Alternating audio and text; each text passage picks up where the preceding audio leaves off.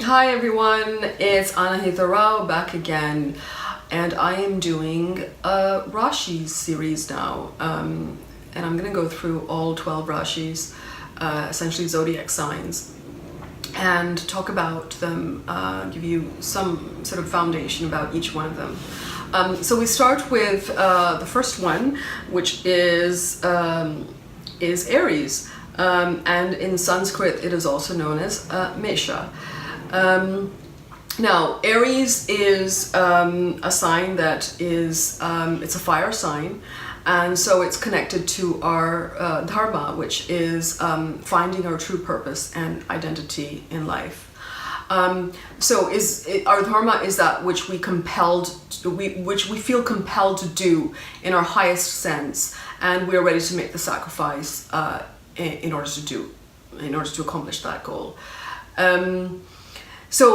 Aries tend to be quite ambitious, impulsive, outspoken, direct in nature. They tend to be very independent, and they're quite dogmatic in their opinions.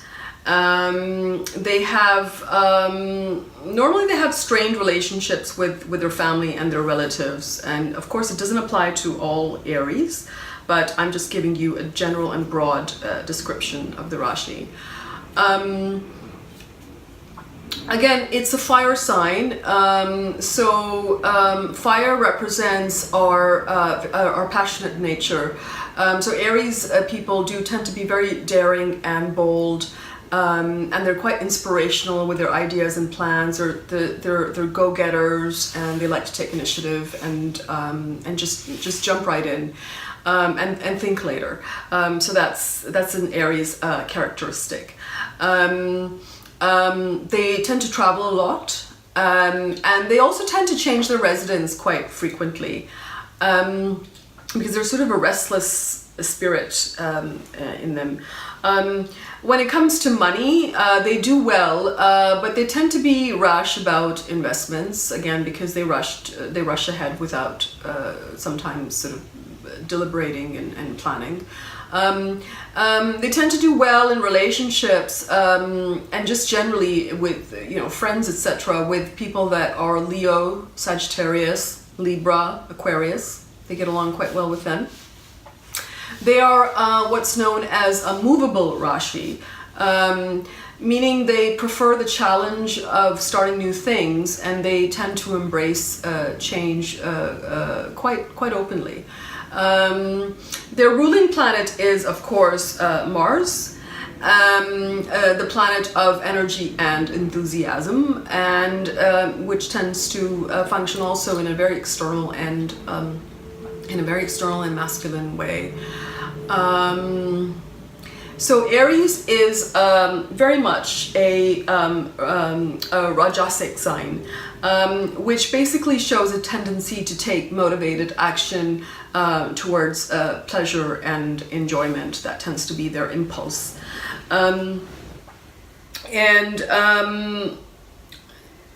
Now, the ruling planet, Mars, so of course it governs the first house because that is Aries itself.